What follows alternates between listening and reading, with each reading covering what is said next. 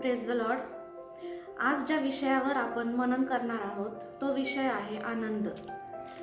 आपण आनंदी असावे ही देवाची आपल्यासाठी इच्छा आहे.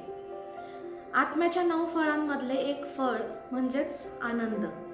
आणि देवाची इच्छा ही आहे आपल्यासाठी की आपण हे फळ आपल्या जीवनामधून दिसावं. तर आज मी 2 गोष्टी तुमच्या समोर घेऊन येणार आहे. त्यातली पहिली गोष्ट आहे, मी आनंदी कशी राहू शकते. How can I be joyful. जर आपण संपूर्ण जुन्या करारामध्ये पाहिलं तर आपल्याला पाहायला भेटतं की परिपूर्ण आनंद हा आपल्याला परमेश्वराच्या सानिध्यातून प्राप्त होतो. परिपूर्ण आनंद किंवा खरा आनंद हा आपल्याला देवाच्या सानिध्यामध्ये किंवा गॉड्स प्रेझेन्स तोच आपल्याला खरा आनंद देऊ शकतो. जर आपण स्तोत्रसंहिता ह्याचा 16वा अध्याय आणि 11वं वचन पाहिलं तर त्या ठिकाणी स्तोत्रकर्ता दावीद या वचनामध्ये देवाबद्दल काय म्हणतो हे आपल्याला पाहायला भेटेल. मी वाचते आपल्यासाठी. स्तोत्रसंहिता 16 वचन 11.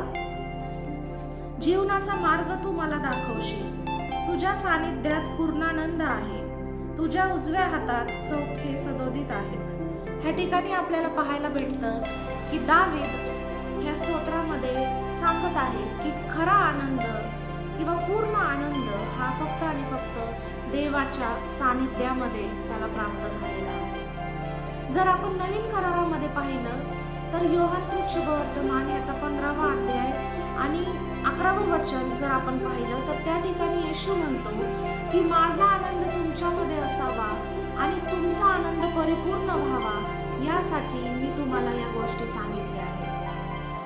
ह्याचाच अर्थ आपला आनंद हा येशूमध्येच पूर्ण होऊ शकतो किंवा आपला खरा आनंद हा आपल्याला येशूद्वारेच प्राप्त होतो.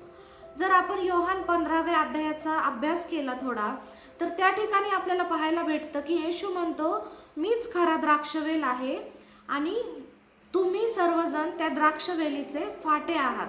म्हणजेच जो कोणी येशूवर विश्वास ठेवतो तो प्रत्येक जण या वेलीचा फाटा आहे. आणि जर आपण फाटे आहोत तर आपण त्या वेलीमध्ये राहिलोच पाहिजे. ह्याचाच अर्थ जर आम्ही त्याच्यामध्ये राहिलो तरच आपण जगू शकतो आणि तरच आपण फळ देऊ शकतो. आणि म्हणूनच जर आपल्याला आनंद हे आत्म्याचं फळ द्यायचं असेल, आपल्या जीवनामधून ते देणं गरजेचं असेल तर आपल्याला येशूमध्ये राहण्याची गरज आहे. कारण येशूच आनंदाचा खरा स्रोत आहे. आणि म्हणूनच आज आपण विचार केला पाहिजे की काय मी खऱ्या अर्थाने आनंदी आहे का, ह्याचा विचार करणं खूप गरजेचं आहे. कारण खरा आनंद हा फक्त आणि फक्त आपल्याला देवामध्येच किंवा येशूमध्येच प्राप्त होतो. आणि या नवीन करारामध्ये आपण असताना किंवा या कृपेच्या काळामध्ये आपण असताना आपल्याला पाहायला भेटतं की आपल्याला कायम स्वरूपासाठी देवाचं सानिध्य लाभलेलं आहे आणि ते आपल्याला पवित्र आत्म्याद्वारे लाभलेलं आहे. जर आपल्यामध्ये आज पवित्र आत्मा वास करत आहे तर आपण आनंदी असलोच पाहिजे आणि तरच आपला आनंद हा खरा आनंद आणि पूर्ण आनंद म्हटला जाऊ शकतो. दुसरी जी गोष्ट आहे ती म्हणजे मी देवाला आनंदी कशी करू शकते. How can I bring joy to God. आणि त्यामधला पहिला जो भाग आहे तो आपल्याला पाहायला भेटतो की मी देवाला आज्ञा पालनाद्वारे आनंदी करू शकते किंवा संतोष होऊ शकते. आणि जर आपण पुन्हा एकदा योहान शुभवर्तमान याच्या 15व्या अध्यायाच्या 10व्या आणि 11व्या वचनाकडे जर आपण वळलो तर त्या ठिकाणी आपल्याला आज्ञा पालनाबद्दल पाहायला भेटतं. मी वाचते आपल्यासाठी योहान शुभवर्तमान याचा 15वा अध्याय आणि 10व्या आणि 11व्या वचनामध्ये येशू असं म्हणतो, जसा मी आपल्या पित्याच्या आज्ञा पाळून त्याच्या प्रीतीत राहतो तसे तुम्ही माझ्या आज्ञा पाळाल तर माझ्या प्रीतीत राहाल. माझा आनंद तुम्हामध्ये असावा व तुमचा आनंद परिपूर्ण व्हावा म्हणून मी तुम्हाला ह्या गोष्टी सांगितल्या आहेत. ह्या ठिकाणी येशू काय म्हणतोय येशू हा त्याच्या पित्याच्या आज्ञा पाळतो आणि तो त्याच्या प्रीतीमध्ये राहतोय. तीच अपेक्षा आज येशू तुमच्या आणि माझ्याकडून करत आहे. त्याची अपेक्षा ही आहे की आपण त्याच्या आज्ञा पाळाव्या आणि मग आपण त्याच्या प्रीतीमध्ये राहावं, ही त्याची इच्छा आहे. जर आपण त्याच्या आज्ञा पाळू, तो जे सांगतो ते आपण करू आणि त्याच्या इच्छेप्रमाणे आपण जगू, तर त्याद्वारे येशूला आनंद मिळतो आणि तरच आपण त्याच्या प्रीतीमध्ये राहू शकतो. ह्या ठिकाणी येशूने त्याच्या पित्याचं आणि त्याचं नातं हे दर्शवलेलं आहे आणि तशाच प्रकारचं नातं त्याच्यामध्ये आणि आपल्यामध्ये असावं, ही त्याची इच्छा आहे आपल्याकडून. आणि म्हणूनच आपण त्याच्या आज्ञा पाळून त्याला संतोष होऊ शकतो किंवा त्याला खुश करू शकतो, आनंद देऊ शकतो. जर जुन्या करारामध्ये आपण पाहिलं तर परमेश्वर इस्रायल लोकांना म्हणजेच त्याच्या निवडलेल्या लोकांना आशीर्वाद प्राप्त व्हावे म्हणून काही अटी त्यांच्या समोर ठेवतो. आणि म्हणूनच आपण वळूया अनुवादाच्या 30व्या अध्यायाकडे. अनुवाद 30 आणि वचन 9 ते 10 जर आपण पाहिलं तर त्या ठिकाणी आपल्याला पाहायला भेटेल की कशा प्रकारे देव त्यांना एक अट देत आहे किंवा एक अट त्यांना तो घालत आहे की ज्याद्वारे त्यांना तो आशीर्वादित करू शकेल. आणि म्हणून आपण वाचूया अनुवाद ह्याचा 30 30 आणि वचन 9 आणि 10. तुझा देव परमेश्वर तुझ्या कल्याणासाठी तुझ्या हातचे सर्व काम, तुझ्या पोटचे फळ, तुझ्या गुराढोरांचे वत्स व तुझ्या भूमीचा उपज या बाबतीत तुझी समृद्धी करेल. परमेश्वर जसा तुझ्या पूर्वजांवर प्रसन्न होता तसा तुझ्या कल्याणासाठी तुझ्यावरही पुन्हा प्रसन्न होईल.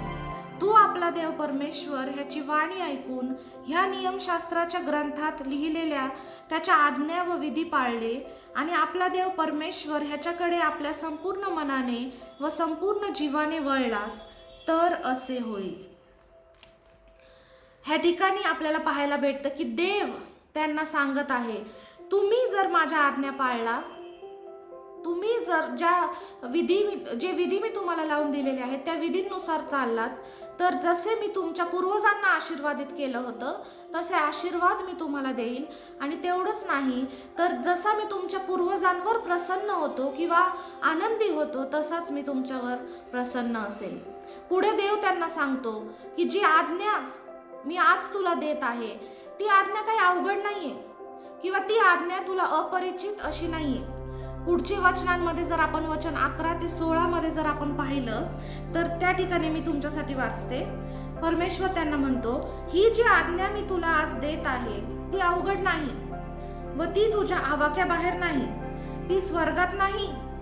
आम्ही ती पाळावी म्हणून आमच्यासाठी स्वर्गात चढून जाऊन कोण ती आमच्याकडे आणील आणि ती आम्हाला ऐकवेल असे तुला म्हणावे लागणार नाही.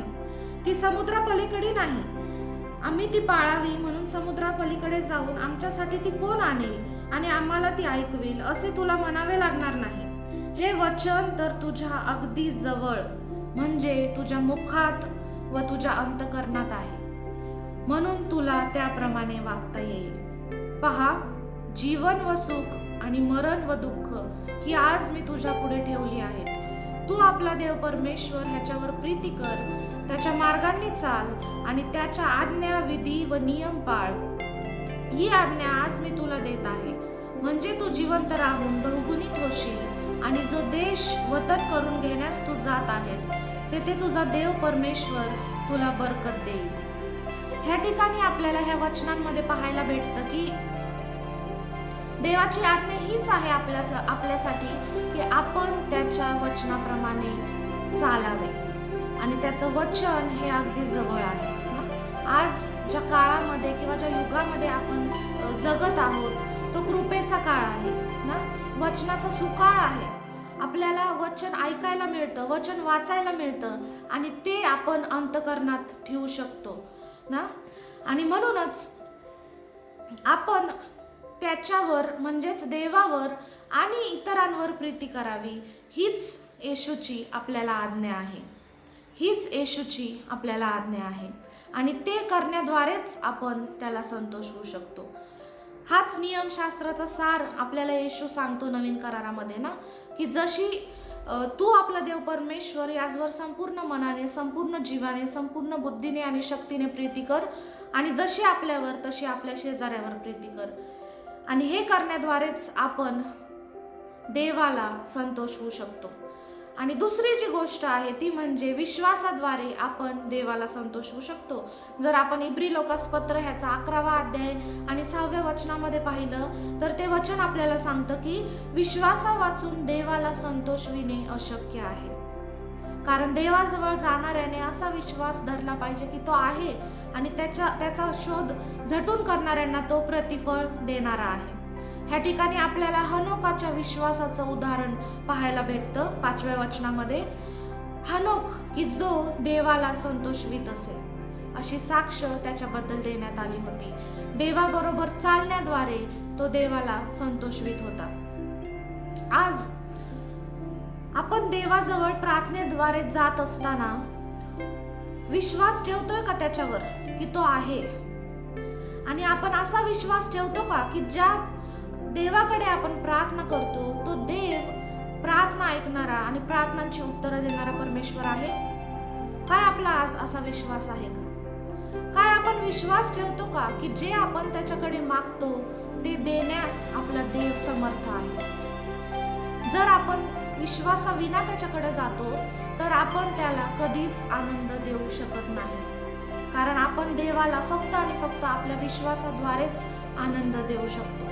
आज आपण विचार करूया की काय माझ्या ठाई खरा आनंद आहे का? नसेल तर आपल्याला आज विचार केला पाहिजे, आपल्या स्वतःचं परीक्षण केलं पाहिजे.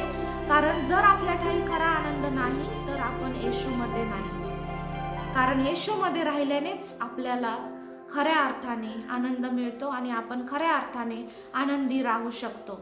आपण देवाला आनंद आणणारे त्याचे लोक आहोत का हा देखील आपल्याला विचार करणं खूप गरजेचं आहे. तो देव आपल्याला आनंदी राहण्यास व त्याला आनंद देणारे जीवन जगण्यास पवित्र आत्म्याचं सहाय्य आपल्याला पुरवो. आमेन.